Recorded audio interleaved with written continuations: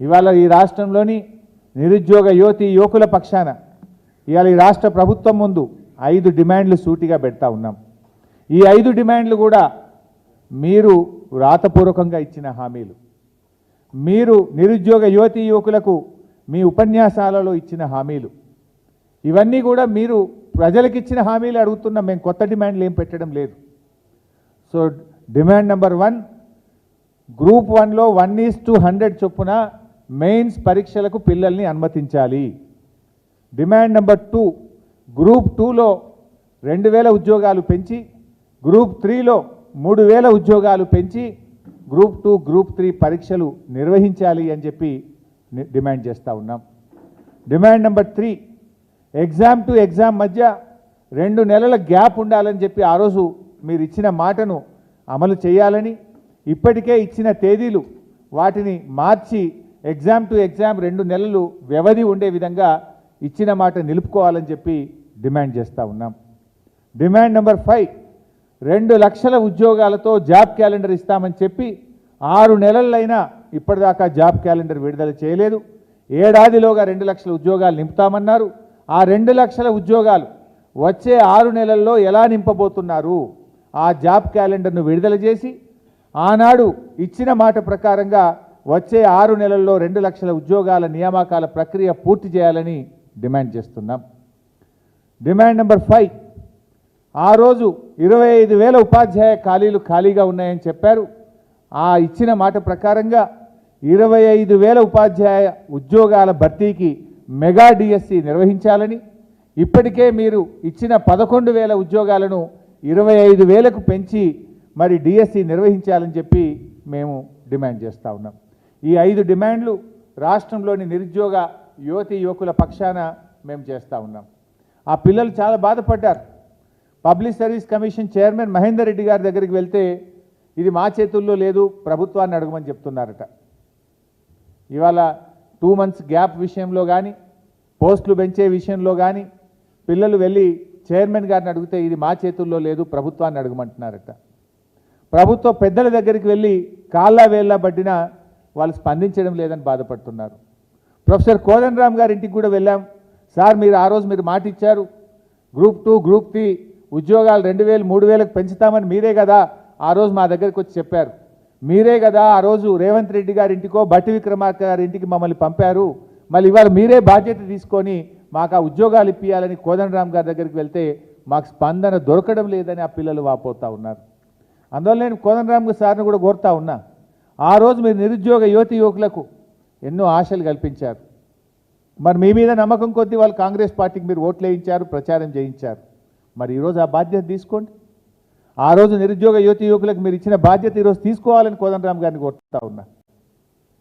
ఎందుకంటే మీ మీద ఉన్న గౌరవం కాపాడుకోండి. ఇలా గ్రూప్ 2 ఉద్యోగాలు 2,000 యాడ్ చేయండి, గ్రూప్ 3లో 3,000 యాడ్ చేయండి. అదేవిధంగా 1:100లో గ్రూప్ 1 ఉద్యోగాలకు అవకాశం ఇవ్వండి. మీరు చెప్పారని పిల్లలు చెప్తున్నారు, అది స్టాట్యుటరీ బాడీ, అవకాశం లేదని మీరు చెప్తున్నారట. మరి ఆ రోజు మీకు తెలియదు అది స్టాట్యుటరీ బాడీ అని? ఆ రోజు మీరు 1:100 అవకాశం ఇస్తామని మీరే కదా ఈ పిల్లల్ని రెచ్చగొట్టారు. ఇప్పుడు మహేందర్ రెడ్డి గారి దగ్గరికి వెళ్తేనేమో ప్రభుత్వాన్ని అడగమంటారు, ప్రభుత్వం దగ్గరికి వెళ్తేనేమో అది స్టాట్యుటరీ బాడీ అని ఒకరి మీద ఒకరు చెప్పి పిల్లలకి ఇలా అన్యాయం చేస్తూ ఉన్నారు. దీని మీద తక్షణమే స్పందించాలని, ఈ 5 డిమాండ్లను మీరు వెంటనే ఆమోదించి ఈ రాష్ట్రంలోని నిరుద్యోగ యువతి యువకులకు మేలు చేయాలని, ఇచ్చిన హామీ నిలబెట్టుకోవాలని బీఆర్ఎస్ పార్టీ డిమాండ్ చేస్తుంది. ఒకవేళ మీరు స్పందించకపోతే తప్పకుండా రాబోయే రోజుల్లో ఈ రాష్ట్రంలోని నిరుద్యోగ యువతి యువకుల మధ్య వాళ్ళ పక్షాన పెద్ద ఎత్తున ప్రజా పోరాటానికి కూడా శ్రీకారం చుడతాం. వాళ్ళకు న్యాయం జరిగేదాకా వాళ్ళకు వెన్నంటి ఉంటామని చెప్పి ఈ ప్రభుత్వాన్ని హెచ్చరిస్తూ ఉన్నాం. మొదటి అంశం అయిపోయింది భాయ్ సాబ్. మరి 3 న్యాయం చేయాలి మిత్రమా. అన్నీ మరి చాలా పబ్లిక్ ఇష్యూస్ మాట్లాడుతున్నా నేను. I request you to please do justice. ఇక రెండో అంశం, రాష్ట్రంలో ప్రభుత్వం ఏర్పడి 6 నెలలైంది. ఆ రోజేమో డిసెంబర్ 9వ తేదీ మొదటి రోజే 6 గ్యారెంటీలు అమలు చేస్తామన్నారు. ఇక ప్రచారంలో అయితే ఊరూరా ఉదరగొట్టినారు. కానీ కాంగ్రెస్ నేతలు నేడు పాలకులుగా మారిన తర్వాత కనీసం వాటి ఊసే ఎత్తుతలేరు. ఇలా పరిస్థితి ఏంటంటే గ్రామాల్లో ఒక ప్రజాప్రతినిధిగా మేము ఊళ్ళలో తిరిగినప్పుడు పాపం అవ్వా తాతలు వచ్చి బిడ్డ ఏప్రిల్ నెల పింఛన్ పడలేదు అని అడుగుతున్నారు, బిడ్డ మే నెల పింఛన్ రాలేదు అంటున్నారు. కేసీఆర్ ఉండగా నెల నెలా పింఛన్లు వస్తుండే బిడ్డ బ్యాంకు చుట్టూ తిరిగి తిరిగి అలసిపోతున్నాము, బ్యాంకు దగ్గరికి పోతే పోస్ట్ ఆఫీస్ దగ్గరికి పోతే ఇంకా పింఛన్ పడలేదు పో అంటున్నారు. ఇది ఏంది బిడ్డ అని అడుగుతూ ఉన్నారు ఈరోజు. ఆనాడేమో అవ్వా నీ పింఛన్ ఎంత, ఇక వస్తుంది ఇందిరమ్మ రాజ్యం డిసెంబర్ 9న 4000 పింఛన్ ఇస్తామని ఉదరగొట్టిరి. ఇప్పుడు కనీసం కేసీఆర్ గారు ఇచ్చిన ఆ 2000 పెన్షన్ కూడా నెల నెల ఇవ్వని దుస్థితి ఇవాళ ఈ రాష్ట్రంలో నెలకొన్నది. ఏప్రిల్ నెల పెన్షన్ ఇంతవరకు బళ్ళే, మే నెల పెన్షన్ ఇంతవరకు బళ్ళే. ఇవాళ జూన్ 16వ తేదీ 17 అంటే ఏమైపోయింది? ఓట్లు డబ్బల పడ్డాక పార్లమెంట్ ఎన్నికలు ముగిసిన తర్వాత ఇవాళ 2 నెలల పెన్షన్ ఆగింది. రాష్ట్రంలో అనేక జిల్లాల్లో ఏప్రిల్ నెల పెన్షన్ పడలే, మే నెల పెన్షన్ అయితే ఏ జిల్లాలో కూడా పడలేదు. ఇలా రెక్కాడితే డొక్కాడని వాళ్ళు గా 2000 రూపాయలు వస్తే ఇంత మందు గోళీలో సూదీలకో ఇంత బుక్కడి అన్నం తిని బతికేటువంటి ఆ అభాగ్యుల పట్ల ఈ ప్రభుత్వానికి ఎందుకు అంత చిన్న చూపు అని నేను అడుగుతా ఉన్నా. మీ ప్రాధాన్యత ఏంది? భర్త వదిలిపెట్టిన మరి ఒంటరి మహిళ కావచ్చు, భర్త చనిపోయిన వితంతువురాలు కావచ్చు, వికలాంగులు కావచ్చు, వృద్ధులైన పిల్లలు చూడని తల్లిదండ్రులకు ఈ ఆసరా పెన్షనే ఆసర కదా. ఆ ఆసర నుండి అవ్వాతాతల్ని ఎందుకు దూరం చేస్తున్నారు? ఆ అవ్వాతాతలకు ఇచ్చిన మాట ఎందుకు నిలుపుకోలేకపోతున్నారు? ఏమైంది? ఏప్రిల్ నెల ఎందుకు ఇప్పటిదాకా 2000 రూపాయల పెన్షన్ ఇవ్వలేదు? మే నెల ఇంకెప్పుడు ఇస్తారు అని నేను అడుగుతా ఉన్నా. ఎలక్షన్లప్పుడేమో జనవరిలో ఒక నెల పెన్షన్ ఎగ్గొట్టిండ్రు. దాన్ని మేము గట్టిగా డిమాండ్ చేస్తే పార్లమెంట్ ఎన్నికలు జరిగేటప్పుడు ఆ జనవరిది ప్లస్ ఆ నెలది కలిపి 2 నెలలు ఇచ్చారు. ఒక నెల ఓట్లు ఇచ్చే నెలల ఓట్లు అయిపోయినాయి, ఇప్పుడు 2 నెలల పెన్షన్ పెట్టారు. ఇది ఎక్కడి మోసం?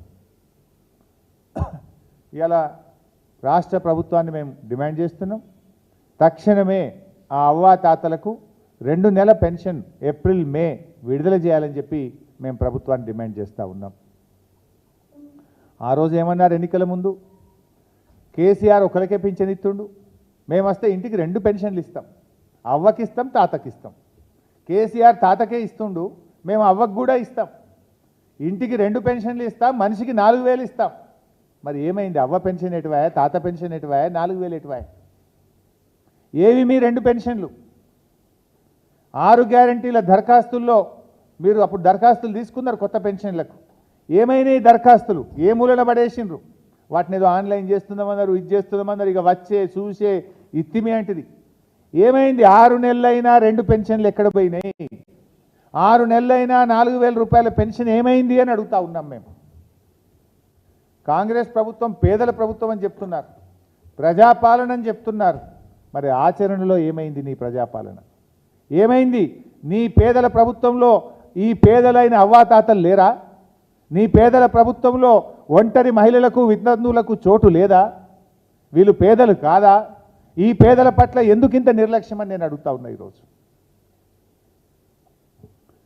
మీరు ఇచ్చిన హామీ ప్రకారం తక్షణమే 4000 రూపాయల పెన్షన్ ఇవ్వాలని చెప్పి నేను కాంగ్రెస్ ప్రభుత్వాన్ని డిమాండ్ చేస్తూ ఉన్నా.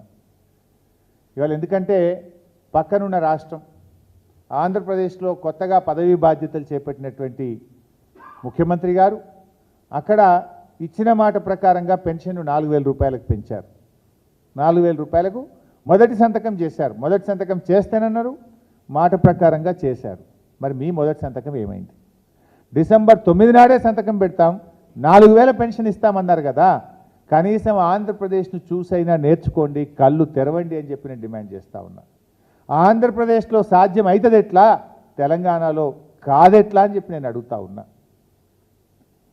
ఇవాళ మీరు అక్కడ ఆంధ్రప్రదేశ్లో మనం చూసాం, పత్రికలు చదివాం మేము. 3 నెలలు retrospective effect, April May June నెలలకు సంబంధించిన 1000 రూపాయలు కలిపి, జూన్ నెలలో ఇచ్చే 4000 కలిపి 7000 రూపాయల పెన్షన్ అవ్వాతాతలకు ఒకేసారి ఇస్తున్నాం. అంటే పాత 3 నెలలు కూడా ఇస్తాం అని పాత 3 నెలలు కలిపి ఇవాళ 7,000 రూపాయల పెన్షన్ను అక్కడ అవ్వాతాతలకు అందిస్తూ ఉన్నారు. మరి మీరు ఎప్పటి నుంచి ఇస్తారు? మీరు 6 నెలలైనా ఎందుకు ఇవ్వట్లేదు? ఇవాళ అందువల్ల ఇవాళ ఆంధ్రప్రదేశ్లో ఇచ్చిన విధంగా మీ ప్రభుత్వం డిసెంబర్లో వచ్చింది. డిసెంబర్ నుంచి ఇప్పటికి 6 నెలలు గడిచిపోయింది. అంటే 6 నెలల 12,000 రూపాయలు ప్రతి అవ్వాతాతకు, రాష్ట్రంలో వృద్ధులైన పేదలకు, ఆసరా పెన్షన్దారులకు ఒక్కొక్కరికి 12,000 రూపాయలు ఈ కాంగ్రెస్ ప్రభుత్వం బాకీ పడ్డది. ఆ 12,000 ప్లస్ ఈ జూన్లో ఇచ్చే 4,000 కలిపి 16,000 రూపాయల పెన్షన్ డబ్బులు ఈ ఆసరా పెన్షన్దారులకు ఇవ్వాలని చెప్పి బీఆర్ఎస్ పార్టీ పక్షాన్ని డిమాండ్ చేస్తున్నాం. పక్కన ఆంధ్రప్రదేశ్ ఇచ్చినప్పుడు మీరు ఎందుకు ఇయ్యరు? ధనిక రాష్ట్రం అన్నారు కదా, మరి ఎందుకు మీరు 16,000 ఇవ్వరు? ఆంధ్రప్రదేశ్ ఇలా పాత బకాయిలతో కలిపి ఇవ్వగలిగినప్పుడు మీరెందుకు వెనకడుగు వేస్తున్నారు? ఎందుకు ఈ పేదల పట్ల మీరు నిర్లక్ష్యము, మరి ఈ పక్షపాతాన్ని చూపిస్తున్నారని చెప్పి నేను అడుగుతా ఉన్నా. పక్క రాష్ట్రంలో హామీ సాధ్యమైనప్పుడు తెలంగాణ రాష్ట్రంలో ఎందుకు సాధ్యం కాదు? మీరు మరి వాళ్ళని చూసైనా కళ్ళు తెరవండి, వాళ్ళని చూసైనా నేర్చుకోండి. మీరు తక్షణమే ఆ 6 నెలల పెన్షన్ బకాయిలు మరియు ఈ నెల నుంచి 4,000 రూపాయలు కలిపి అవ్వాతాతలకు ఇవ్వాలని చెప్పి మేము డిమాండ్ చేస్తూ ఉన్నాం. ఏప్రిల్ మేలో కూడా మీరు ఇంకా ఇవ్వలేదు. ఆ 2 నెలలు కూడా తక్షణమే మరి 4,000తో కలిపి తక్షణమే ఏప్రిల్ మే నెల పెన్షన్లు, పెంచిన పెన్షన్లు కలిపి ఇవ్వాలని చెప్పి కూడా మేము ఈ రాష్ట్ర ప్రభుత్వాన్ని డిమాండ్ చేస్తూ ఉన్నాం. అసలైన తొలి వెలుగు. ఫాలో వాట్సాప్ @తొలి వెలుగు అఫీషియల్.